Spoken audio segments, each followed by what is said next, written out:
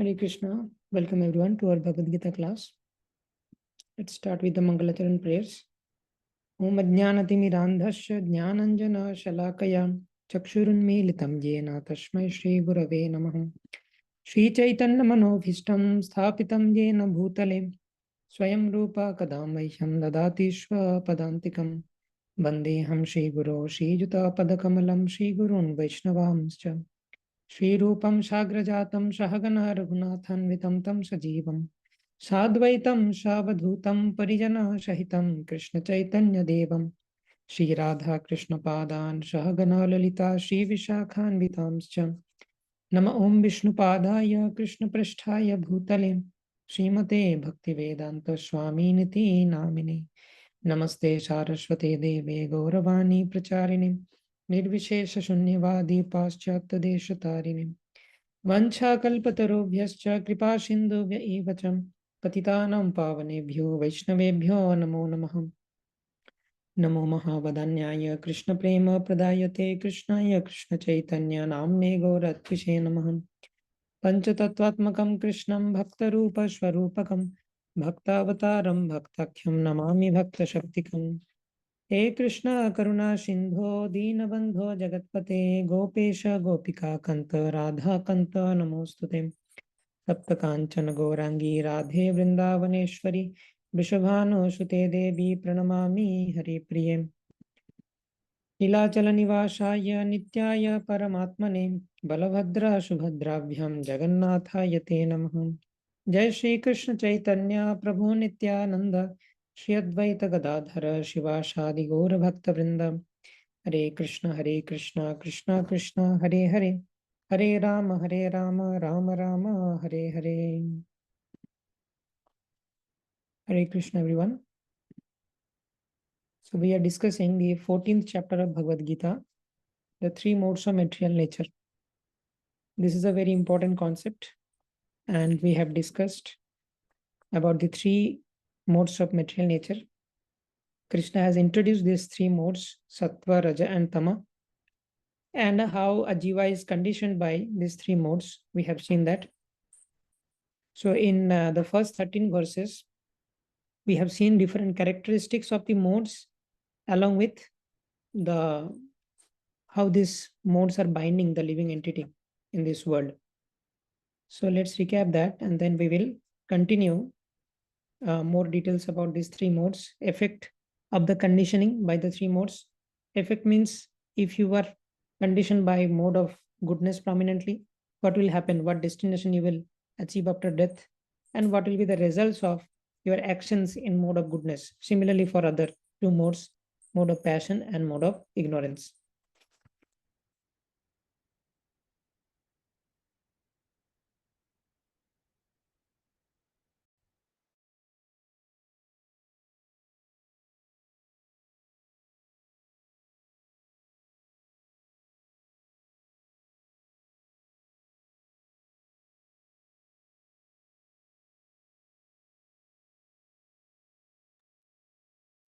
Okay, so this is the summary. We know that all these living entities, they are coming from the spiritual world, and they are stored in the body of Karandakushay Vishnu or Mahavishnu. And then Karandakushay Vishnu or Mahavishnu impregnates the material nature with the jivas, and the jivas are having their own karma and swabhava. So three things Mahavishnu gives to this material nature. First is Kala Shakti. Kala Shakti activates the material nature, and then the Jiva Shakti, the Jivas. And the Jivas have two things with them. One is karma, the fruity baggage, like sinful activities and pious activities, the accounts of sin and pious activities, those are there. Karma, fruity baggage, and also Swabhava. Swabhava means the nature. And this Swabhava is very intimately related to these three modes of material nature. So how the percentage of these three modes, like what percentage of Sattva, what percentage of Raja, and what percentage of Tamas. So this is called Swabhava. So when this Mahavishnu exhales, intermaterial nature is manifested, and when Mahavishnu inhales, again this material nature goes into the body of Mahavishnu. We have seen the different, the hierarchy between these three modes, mode of ignorance or Tamaguna, This is the lowest. Better than that is mode of passion. And Sattva-guna is best among these three modes. But these three are components of material nature. Daivi hi esha gunamayi. The material nature or Mahamaya potency of the Lord has these three different modes. Okay. So, although this mode of goodness is better than other two, Raja and Tama, still, if someone is conditioned by mode of goodness, still she is inside this material world. To transcend these three modes, what we need, 26th verse of this chapter, current chapter, 14th chapter, which we are reading. We have not yet reached to that verse. But there is a verse where Krishna says how to get rid of the three modes. Mam chayo abhyavicharena bhakti yogena sevate sagunan samatitaitan brahma bhuyaya kalpate. So beyond these three modes, there is another level called Vishuddha Satya. And this level is known by different terms, like the level of pure goodness, we can call it Brahma Bhuta platform or Vasudeva platform or Transcendental platform or Vishuddha Sattva. They are the same names. But the essence is this is a spiritual platform. And if one is situated in this platform, that means he is free from these effects of three modes of material nature. Okay. And three modes of material nature, we have seen they are different gunas of the Mahamaya potency of the Supreme Lord, illusory potency of the Lord. And that illusory energy is controlling the living entities, just like puppets. Okay. So if someone reaches that Brahmabhuta platform, that means material nature cannot affect such a person. Okay. And then that is called liberation. That I am free from all material conditionings. That is the liberated platform. Also, we can add another term, liberated. So that is the liberated platform. Yeah. Now, here we can see what are the different characteristics of these three modes: goodness, passion, and ignorance. Goodness means Sattva-guna, passion is Raja, and ignorance is Tamaguna. So the features or characteristics of this mode of goodness are knowledge, happiness, thoughtfulness, peacefulness. These are the different characteristics. A person in Sattva-guna, they will cultivate knowledge, they will read books, acquire knowledge, they will be knowledgeable in any subject matter. And they'll be happy, satisfied, contented. They'll be thoughtful. They will not take hasty decisions. So these are the characteristics of mode of goodness. The characteristics of passion are unlimited desires, overactive nature, longings, fruitive actions. Ideally, as per the Bhagavad Gita, we should do activities for the sake of duty. We should not aspire for the results. But a person in mode of passion only aspires for the result. Too much aspiration for the result. Without result, he cannot think anything. So that is fruitive actions. And therefore, this kind of person, they accumulate a lot of karma and they have to suffer tremendously. And attraction to opposite sex. This is also one characteristic of mode of passion. What happens to the person who is in mode of ignorance? Sleepy, lazy, madness, anger, procrastination. These are the different characteristics of mode of ignorance. So mode of goodness is thoughtfulness and activity in a balanced form. Mode of passion is I will think less, but I'll do more without thinking. And ignorance means I will not think, I will not do. That is ignorance. So we have seen this much in the first section of this chapter 14, how these three modes of material nature conditions the living entity. And also we have learned different characteristics of these three modes. Okay. Now, what is the effect of conditioning by the modes and how to transcend these modes? Those are the next two sections. So let's learn the effect of conditioning from verse number 14 onwards.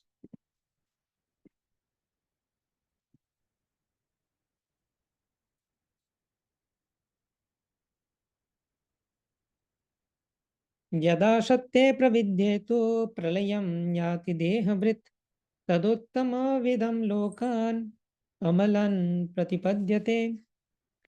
When one dies in mode of goodness, he attains to the pure higher planets of the great sages. So currently, we are in the middle planetary system. We know in this universe there are 14 planetary systems, right?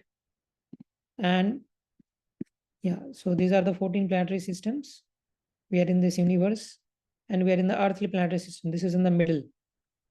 So if someone is in mode of goodness and during death also, that is the consciousness, mode of goodness, then they will go towards the upper planetary systems. Swaraloka, Maharloka, Janaloka, Tapaloka, Satyaloka, like that. And so that is the destination one reaches if one dies in mode of goodness.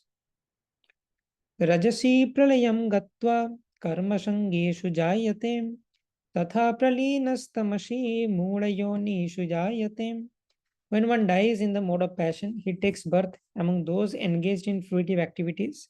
And when one dies in the mode of ignorance, he takes birth in the animal kingdom. So, generally, there is another verse which says, Urdham gacchati sattastva madhye tishtati rajasa jahanna gunavrittista adho gachanti tamasha. So, if someone is in mode of goodness, after death, he will achieve a higher destination. In upper planetary systems, he will take birth. If someone dies in mode of passion, he will again take birth as human being in earthly planet.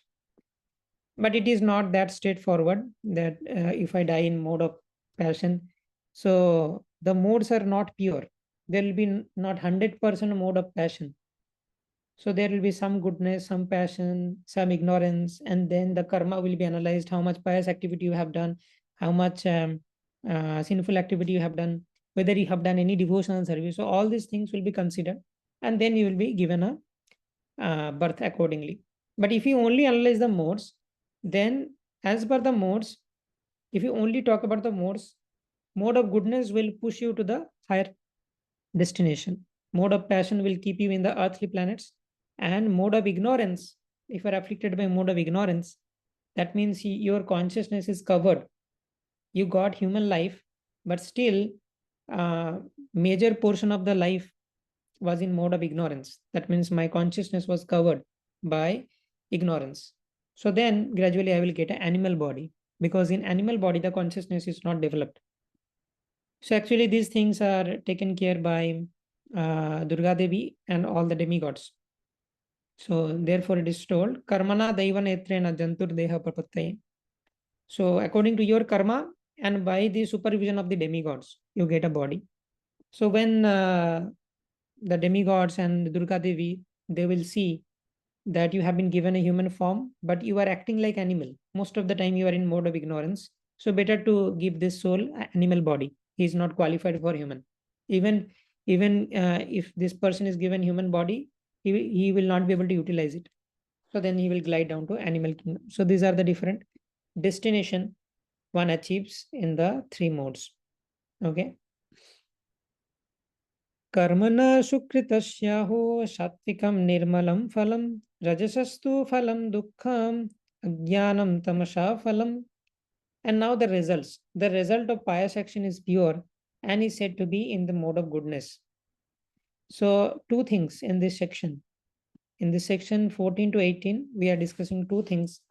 What is the destination after death? That is discussed. Now results of action. What will be the result? The result of pious action is pure and is said to be in the mode of goodness. So a person in mode of goodness will do pious activity, not necessarily devotional activity. So this is a very important concept. Pious activity and devotional activity, they are different. We will discuss that. So for now, a person in mode of goodness will do pious activity, and therefore pious activity means doing good to others. You give charity and you do something good, help others, like that.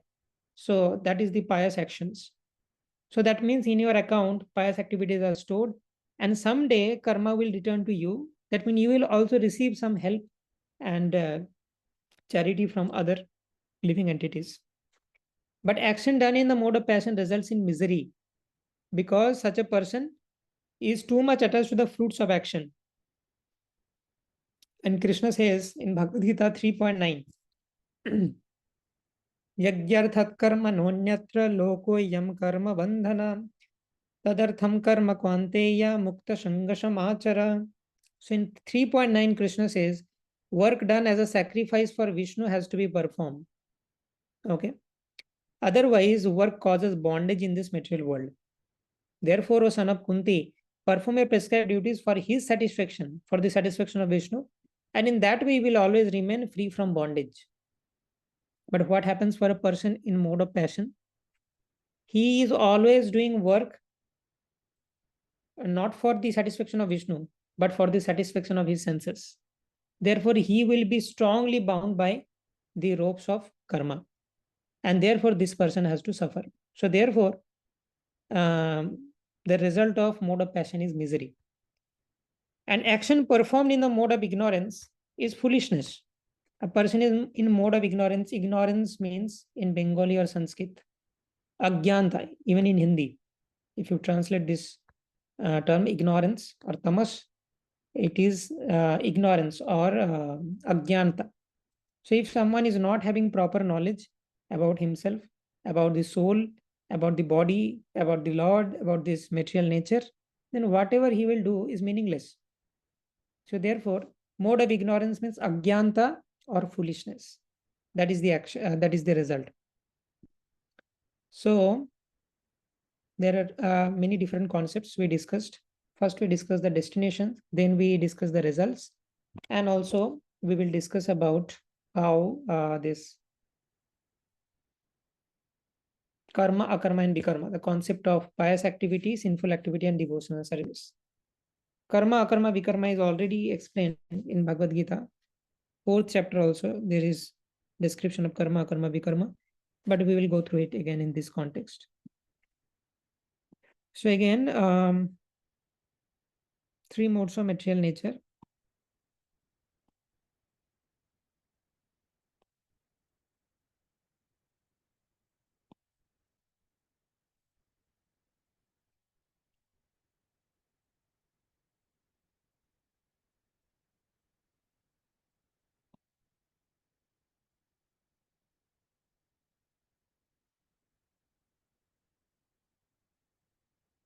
Three modes.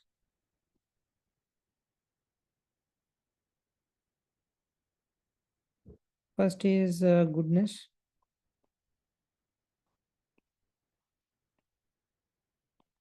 Passion. And ignorance. Sattva. Rajas. Tamas. So in the last class, we discussed about the characteristics. Now we are discussing about the destination. What is the destination? Destination is higher planets. Destination in mode of passion is earthly planets.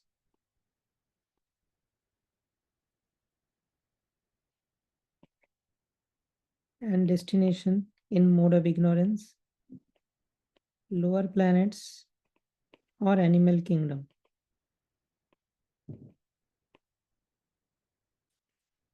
Okay. And then the result. What is the result of action in mode of goodness? So by cultivating mode of goodness, we are attaining pious results. Pious action is pure and said to be in mode of goodness. Karmana sukritasyahu. Pious activity and pure activity. And action done in the mode of passion results in misery. And action performed in the mode of ignorance results in foolishness.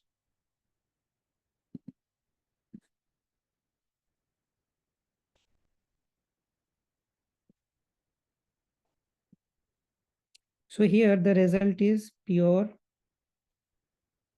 pious. Here the result is misery.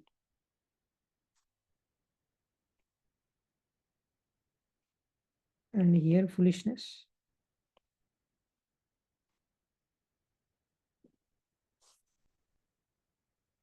So now why this misery is coming from mode of passion? So person in mode of passion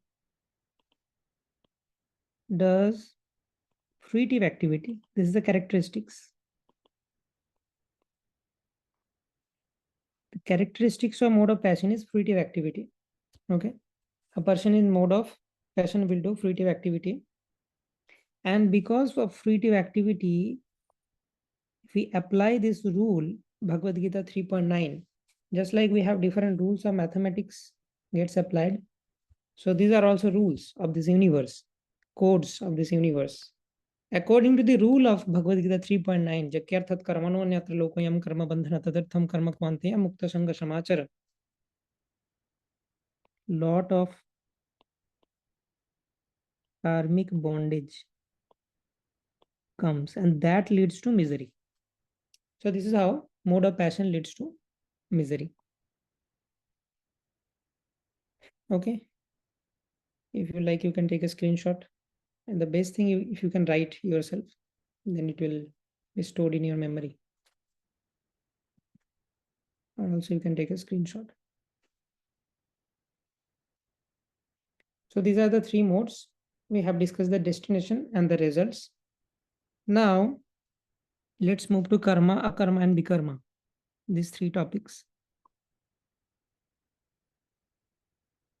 Karma,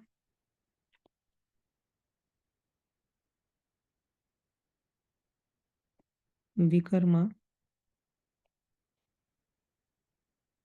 and akarma. So karma means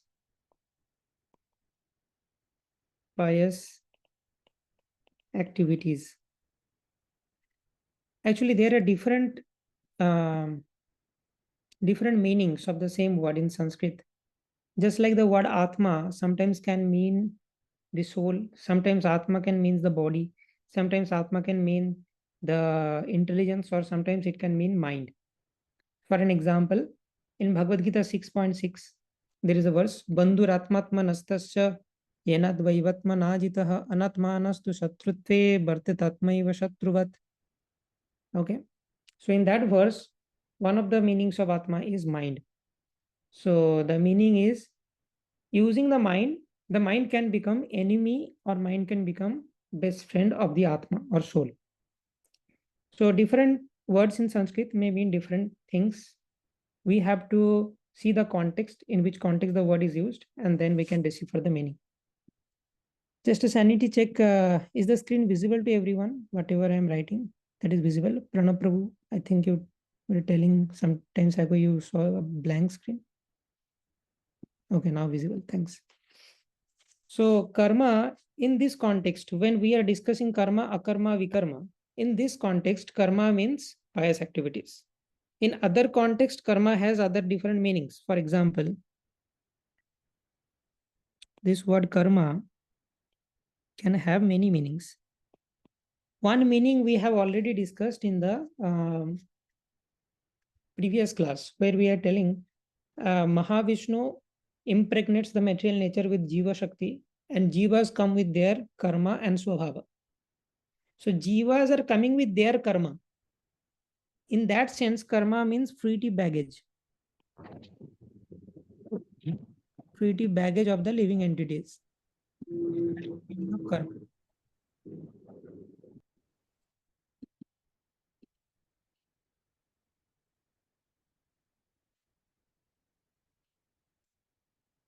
Just a minute, okay.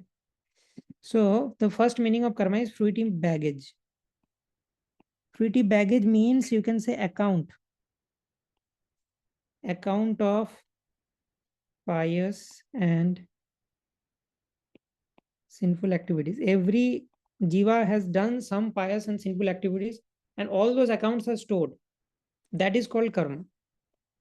Another meaning of karma is law of karma. So when we say jiva comes with its karma, then we have to take this meaning. As per the context, this will be the meaning.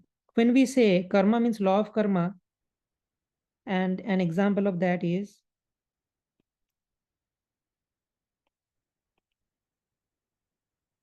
karma will punish you. So we are seeing someone is doing some sinful activity and I cannot do anything in that situation. So sometimes we say karma will punish you. So what karma will punish you? Here karma means the system, law of karma, which is created by Krishna. We are referring to that system. That system will punish you. And jiva comes with its own karma. That means jiva comes with its own account of pious and sinful activities. Right? Another meaning of karma is pious activity. And that meaning is taken here in this context when we are discussing karma, akarma, and vikarma. Pious activity or those activities which are approved by scriptures.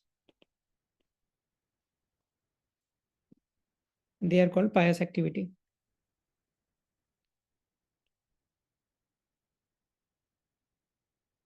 And sometimes karma can refer to any action.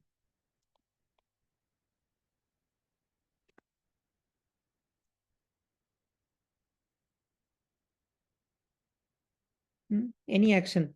So whatever we do, that is a karma. Karma means work. Any action due to your work in general sense. Karma can mean work. We are breathing. That is also one kind of karma. One kind of activity or action. So my point is there can be different meanings of this word karma. Okay. So in this context, we will take the meaning of pious activities. Karma means pious activities which are approved by scriptures. Vikarma means the sinful activities. Vikarma means the sinful activities. These are approved by scriptures and these are not approved by scriptures. What are the prominent types of this vikarma? There are 4 types of vikarma. Dyutam panam striyashunam. This comes from Srimad Bhagavatam. And these are directly correlated to the 4 regulative principles which Srila Prabhupada gave us. So, if you follow those 4 regulative principles, you will not do these 4 kinds of vikarma. So, first type of vikarma is meat eating. In a broader sense, jiva hingshan. You cannot give any pain to any living entity. Meat eating means killing that living entity. That is the greatest kind of pain you can give. But also mentally, you cannot give pain to living entities. That is also a vikarma. If you say some bad words to someone, that's also hingsha in some form. So jiva hingsha, that is called meat eating. Then comes gambling. Gambling is like going to casinos and all. These are called gambling. But in broader sense, gambling means lying, taking the path of adharma to get anything, to earn money or to get some benefit, taking a wrong path, adharmic path, that is called gambling. Meat eating, gambling, intoxication. Intoxication means alcohol, drugs, tobacco. These are different intoxications. We should not take that. But in broader sense, escaping the austerities which are prescribed for human beings. Tapo divyam putraka yena satyam. So Rishabdev in his teaching, it comes in the 5th canto of Srimad Bhagavatam, says that human life is for austerity. And if you escape the austerities of human life, just like you have to make time for chanting, that's an austerity in today's world where everyone is having time crunch. But these austerities we have to do. We have to do the austerity of hearing scriptures, reading Srila Prabhupada books, following the Vaishnava etiquettes. Seniors are scolding us, but we have to do the austerity to stay silent. This is the Vaishnava etiquette. So different kinds of austerities are there and we should not escape them. So meat eating comes with mercy. If you do meat eating, there will be no mercy. Gambling comes with truthfulness. So in mathematics, there is a concept. If you put a bar, that means negation. So I'm using that notation here. So mercy bar means opposite of doing mercy is meat eating. Truthfulness bar, that is gambling. Intoxication has to do with austerity. If you do not do austerity, that is intoxication. And illicit sexual connections, this destroys the dharmic principle of cleanliness. So these are 4 things. Dyutam panam striyashuna. Dyutam panam striya suna. And these are the vikarmas, and they are associated with this tapo shaucham daya satyam. Austerity means tapa, cleanliness means saucham,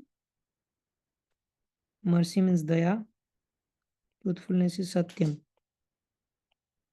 So these are the vikarmas broadly. Meat eating, gambling, intoxication, illicit sex in their broader senses. Even if you do, you will get vikarma. What are karmas? Examples of karma or pious activities that are approved by scriptures: helping others,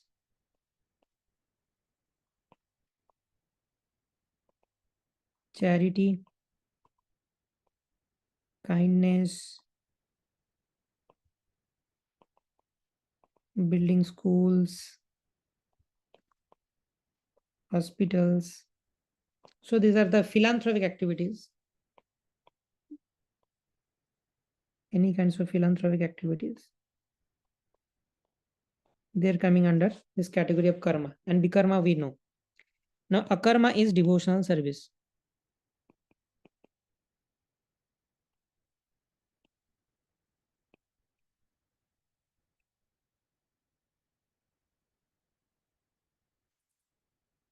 This is for the satisfaction of Lord.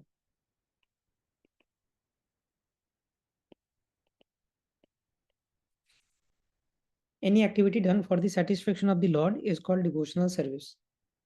So within devotional service also this kind of things come, but in a spiritual flavor.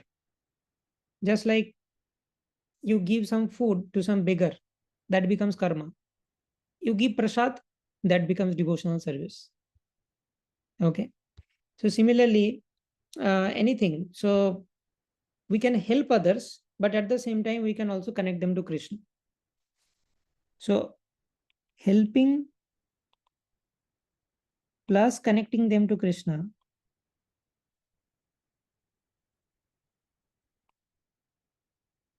that is the essence of devotional service. Devotional service means for the satisfaction of the Lord, anything done for the satisfaction of the Lord. Now, how can you be sure that this activity will satisfy the Lord? To satisfy this criteria that my activity should be for the satisfaction of the Lord, we can refer to 2 things. One is scriptures. Second is sadhus or Vaishnavas. Sadhu, Guru and Vaishnavas. Our Shiksha Guru, Diksha Guru, whatever they say, if you do that, surely Krishna will be pleased. And also, as per the scriptures, in the scriptures also we can see, if you read the Bhagavad Gita, you will understand what is Krishna's mood. And you can surely know that what are those activities which pleases Krishna the most. For example, in the 18th chapter of Bhagavad Gita, Krishna says a very beautiful verse. Ja idam paramam guhyam madbhakteshu avidhashrati bhaktim mai param kritva mameva shashashamshaya nacha tashman manusheshu kaschin me priyakritama bhavita nacha me tashman anna priyataro bhuvi. So Bhagavad Gita 18.68 and 69, Krishna says, for one who explains this supreme secret, what is this supreme secret means? This secret which Krishna has revealed to Arjuna in the form of Bhagavad Gita. If you preach this secret, if you explain this secret to the devotees, or those who have little faith in the Lord. You explain them Bhagavad Gita and you make them better devotees. Pure devotional service is guaranteed. Krishna will give pure devotional service to such a person. And at the end, this person will come back to me. And the next verse is very, very ecstatic. There is no servant in this world more dear to me than he, nor will there ever be one more dear. So you can see the most favorite service of Krishna is preaching. And this is coming from Bhagavad Gita. So if you read scriptures like Bhagavad Gita, you will get to know that what are those activities which Krishna likes the most. Okay. So by consulting the scriptures and Sadhu Guru Vaishnavas, you can know the activities which will please the Supreme Lord. And if you do that, that will become akarma or devotional service. In akarma, so vikarma means sinful activities. And because of sinful activities, punishment will be there. If you do vikarma, you will get punishment. This is the result. And the result of karma, something good will happen to you. Punishment or suffering will come from here. And enjoyment. Enjoyment in different forms. Suppose you may be granted the upper planetary systems, Swargaloka, that you can reside for this much time in Swargaloka and enjoy. Or in this world also you will get different facilities. You will become a billionaire, something like that. Some facilities or privileges you will get because of your previous pious activities. And because of the previous sinful activities, you will have to suffer or you will get punishment. And due to akarma, the karmic bondages will burn away. This is explained in Brahma Samhita. Jastendra Gopamath Vendra Aho Shvakarma Bandhanurupa Phalabhajanamatanoti Karmani Nirdahati Kintu Cha Bhakti Bhajam Govindamadi Purusham Tamaham Bhajami. Karmani Nirdahati Kintu Cha Bhakti Bhajam Govindamadi Purusham Tamaham Bhajami. So our acharyas say, although it seems like karma is very good, I am getting enjoyment, and bikarma is bad, I will avoid bikarma, but I will try to do karma. Our acharyas say both are bad. Yes. Why? What is the problem? The problem is, if you do karma, still you have to take birth again. The nature is, if you do karma, you have to come back again. If you do bikarma, you have to come back again. If you do akarma, you will escape from here and you go to Goloka. So if you do karma or pious activities, you have to come back. Then after coming back, you will do some bikarma also. This world is designed in such a way that somehow you will do some hingsha. Just like you are walking, you will kill some bacteria, some ants, like that. So in this world, you cannot avoid bikarma. So best thing is to get out of this world. Even if we do karma, we have to come back. And then in that lifetime, after coming back, we will do again both karma and bikarma. So for the bikarmas, we have to suffer. For the karmas, we will enjoy for some time, very little time. And then again, we will come back to this earthly planet in some body, some animal body or human body or some bodies. And again, we will do karma and bikarma both. So we have to escape the cycle of karma and bikarma. This karma and bikarma binds us to this janma mrityu jara vyadhi cycle of birth, old age, disease, death.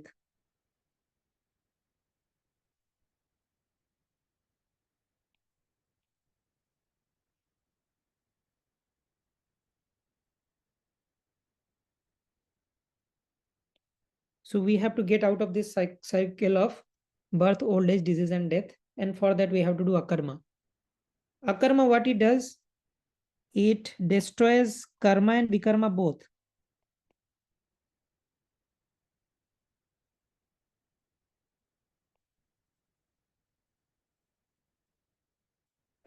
It destroys karma and bikarma both. Another important thing, important concept is These accounts for karma and vikarma, they are kept separate. It's not that I have done some sinful activity, I have done meat eating, and by giving charity, I'll be excused of that activity. No. Two accounts are completely separate. So whatever you are doing in karma, that will be separately maintained. And whatever you do in vikarma, that account will be separately maintained. One will not cancel the other. For doing karma, you will be awarded. Suppose you have done both karma and vikarma. So you may be said 100 years in Swarga and 1000 years in Narak. So both things will be given separately.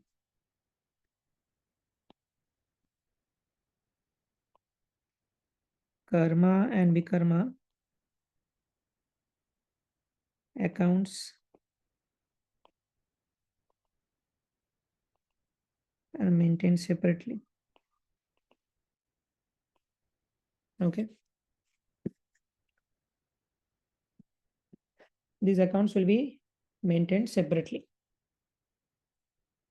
Now, there is another question, another topic we have discussed in some previous seminars, pre-Bhagavad Gita seminars, the foundation courses. And then we discussed about this topic of Manav Seva versus Madhav Seva. Okay. So I will briefly touch on that topic also. Manav Seva versus Madhav Seva.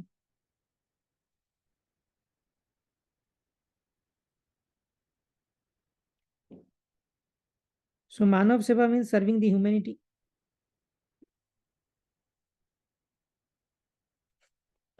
And Madhav Seva means serving God. Basically, the battle between karma and akarma. Vikarma is out of the picture. Everyone believes that Vikarma is bad. No doubt about that. Vikarma is bad.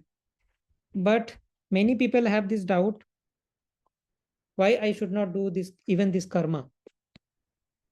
Bhagavad Gita 3.9 says that only, that do not do any karma. Vikarma, if you do, you have to suffer.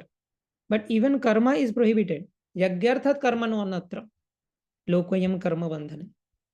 Simple activities, scripturally approved activities will also bound you, will bind you, condition you, and then you have to suffer the results of karma. If you do not do as an offering to Vishnu, Yagyarthat Karmano.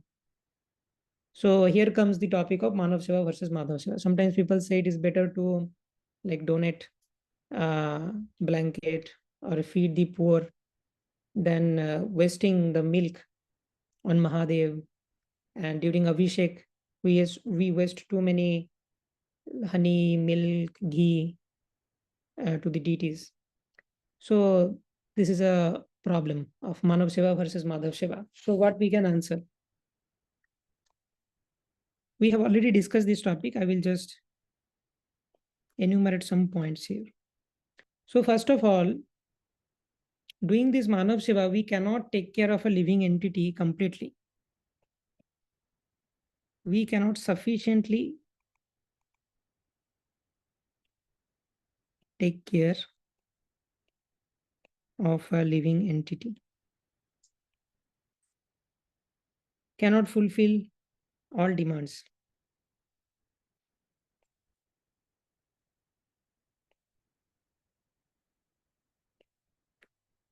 So better to connect to Krishna.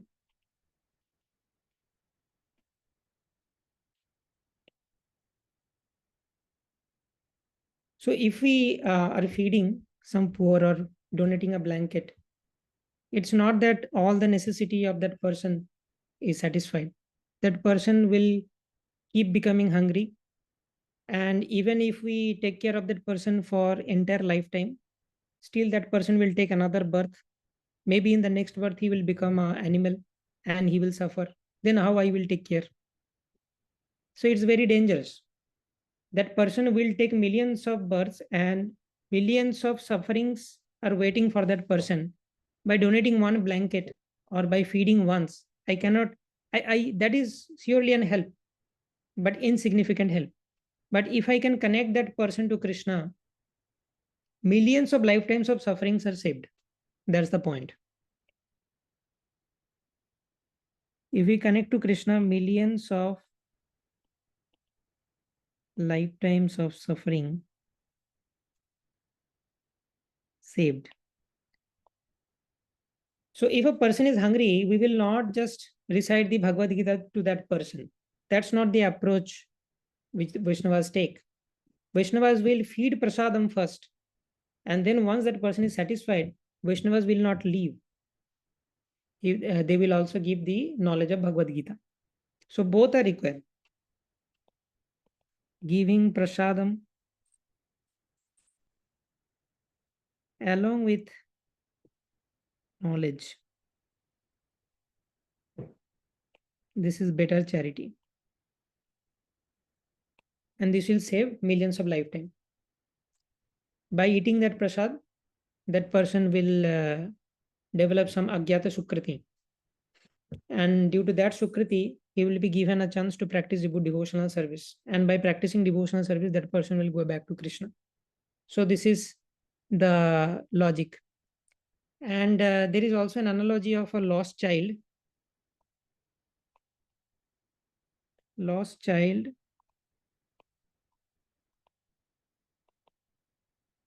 billionaire father. So suppose why we have come to this world, we were initially in the spiritual world with Krishna, and somehow ichha dvesha samuthena danda mohena bharata sarva bhutani sammoham sargi janti parantapa. Due to enviousness and because of the desire to independently enjoy, we have come to this world. After coming to this world, we are looking for happiness. We are trying to be happy with our senses. And Krishna knows that. Krishna says, Mamai Vamsho Jiva Loke Jiva Bhuta Sanatana Manas Shasthani Indriyani Prakriti Sthani Karshati.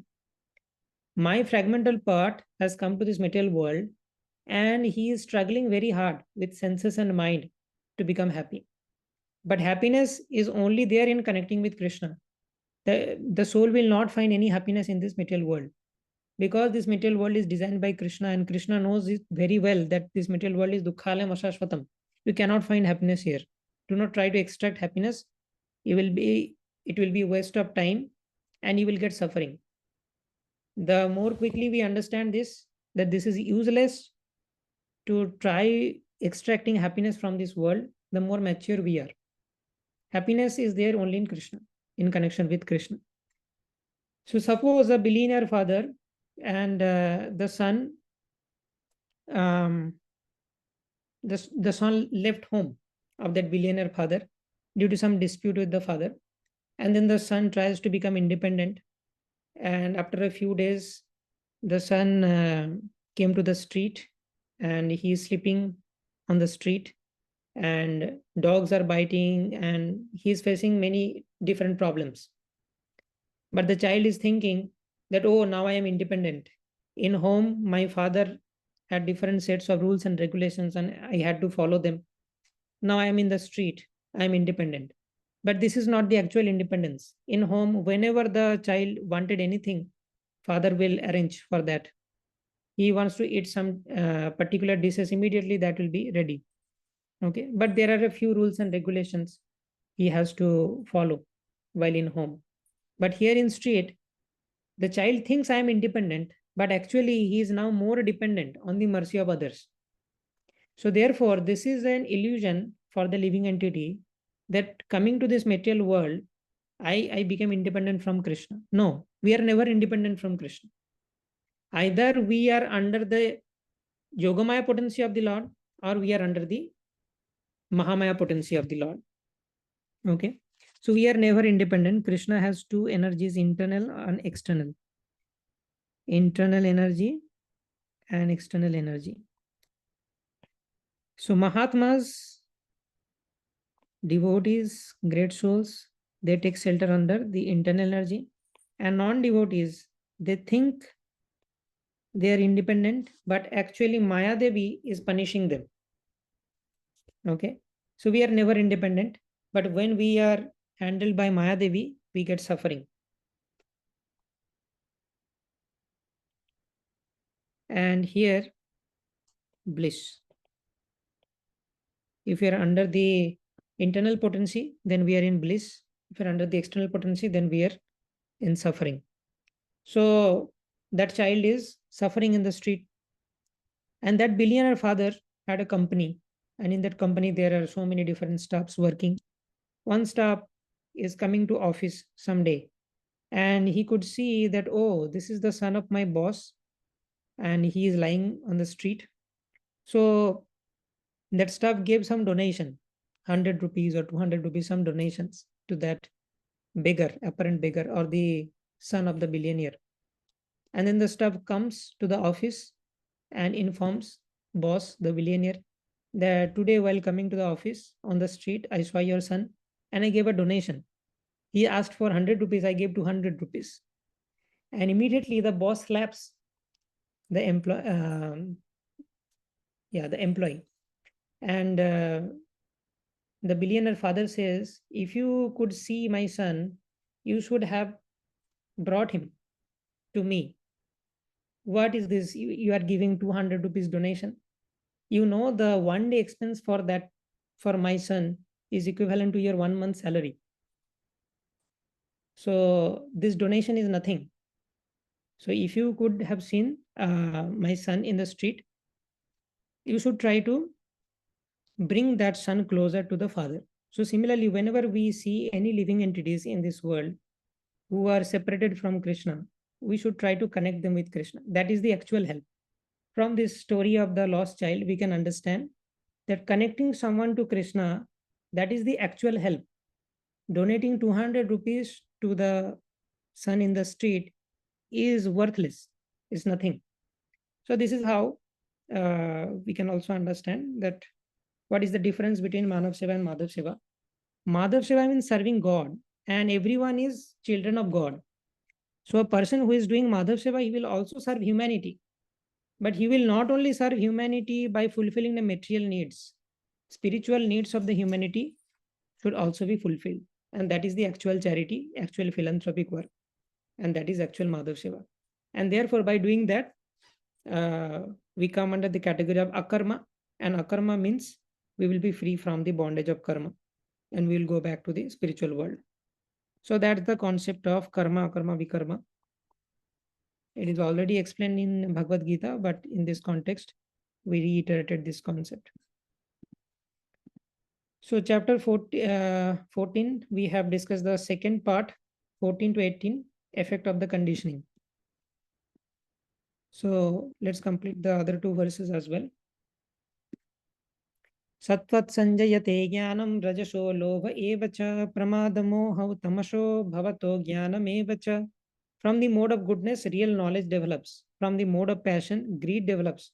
And from the mode of ignorance, develops foolishness, madness, and illusion. There are some more results of these three modes. Urdham gacchanti sattvastva madhye tishtati rajasha jaganna guna vrittistha adha gacchanti tamasha. This verse I told you earlier. Those situated in the mode of goodness gradually go upward to the higher planets. Those in the mode of passion live over the earthly planets. And those in the abominable mode of ignorance go down to the hellish worlds or animal kingdom. So those are the different results. In mode of goodness, purity, pious activities, knowledge develops. And from mode of passion, greed develops and misery develops. And from mode of ignorance, foolishness, madness, and illusion comes. So these are the different results of the three modes, and the destinations also we have seen.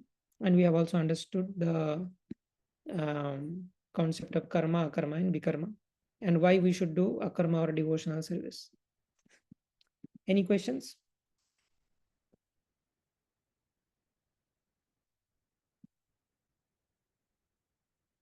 Yes, Bhakti Nityananda Prabhu. Hare Krishna, Prabhu. Hare Krishna. Prabhu, actually, I have 3 questions. Okay. One is related to your answer. So the first question is, those who are staying in Sargalok, are they Jiva? Yes, they are Jiva Tattvas. So we have also we have heard that the God and Goddess are staying there. So actually they are if they are Jiva Tattva, so after what the Sukrit they have achieved after ex exercising that Sukriti, that means when their account will be diminished to zero, they will return to earth. Yes, Will so they? Bhagavad Gita in upcoming verses we will see that Ine Punya Martha Lokam Vishanti. So one is there are two kinds of inhabitants in Swargaloka. One is suppose there is Indra. Indra is the king of the heaven. Indra, Agni, there are other demigods. And then there are normal inhabitants. Loka. So if you do pious activities, you'll be granted uh, your like residence in the Swargaloka for some time. And after some time, you will have to come back to the earthly planets. So that is for the inhabitants. Now, if you are a demigod in Swargaloka, then you attain that position of demigod by doing certain kind of karma. So for becoming Indra, to become Satakratu, 100 Ashwamedha Yagyas you have to perform. If you have the pious activity of 100 Ashwamedha Yagya, then you can become the king of the heaven. And if you are a Indra, then you will live there for one Manvantara. After one Manvantara, there is while you were in Indra's position, if you have done sufficient devotional service, if you have controlled the senses, position of Indra is very very like opulent, and you have a lot of opportunity to do sense gratification.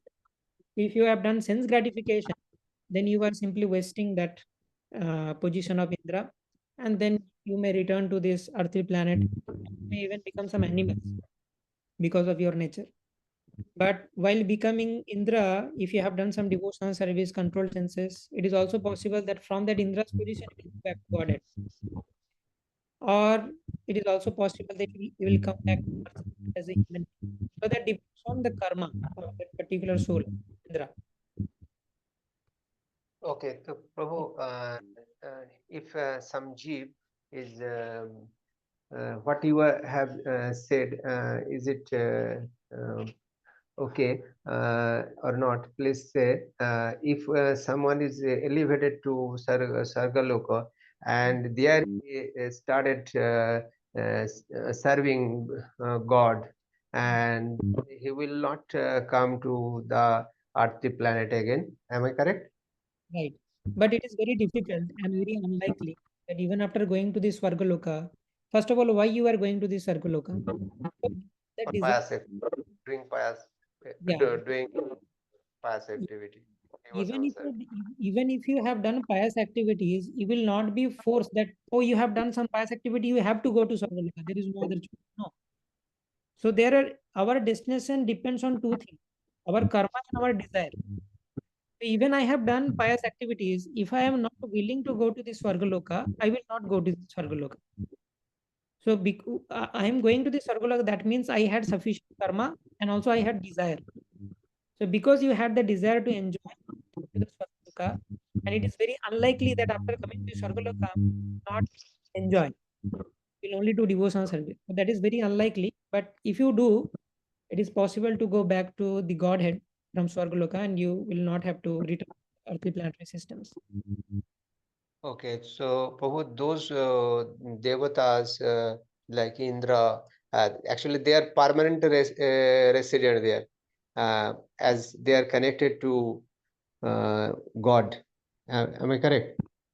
For one Manvantara, this set is fixed. Okay. In the next Okay. Manvantara, we have discussed Manvantara, Manurdeva, Manuputra, Sureshwara, Rishaya, Amshavat.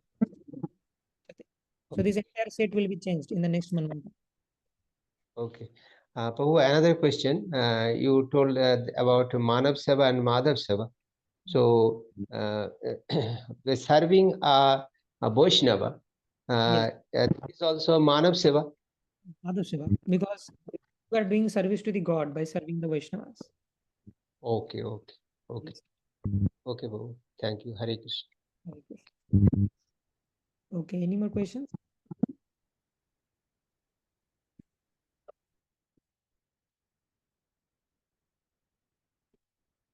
Okay.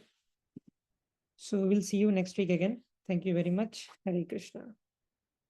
Srimad Bhagavad Gita as it is ki jai. Srila Prabhupada ki jai. Nitai Gaur Premanande. Hari Hari Bol.